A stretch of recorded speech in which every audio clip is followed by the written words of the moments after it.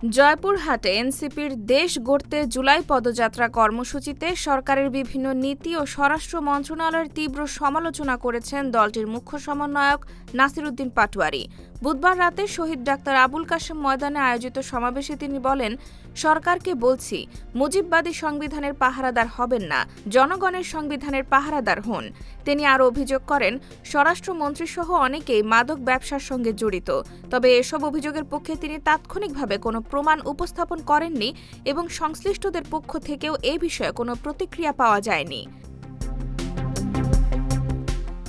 সমাবেশে বক্তব্য দেন এনসিপির উত্তরাঞ্চলের মুখ্য সংগঠক সার্জিস আলম, কেন্দ্রীয় যুগ্ম সদস্য সচিব সাইফ মুস্তাফিজ, রাজশাহী বিভাগীয় সাংগঠনিক সম্পাদক ইমরান ইমন সহ দলটির কেন্দ্রীয় ও স্থানীয় নেতারা। এর আগে সন্ধ্যায় সরকারি আরবি উচ্চ বিদ্যালয়ের সামনে থেকে দেশ গড়তে জুলাই পদযাত্রা শুরু হয়। শহরের প্রধান সড়ক প্রদক্ষিণ শেষে পদযাত্রাটি সমাবেশস্থলে গিয়ে শেষ হয়। সমাবেশে সরকারের বিভিন্ন নীতি, রাজনৈতিক সংস্কার এবং ভবিষ্যৎ রাষ্ট্র ব্যবস্থা নিয়ে দলের অবস্থান তুলে ধরেন বক্তারা।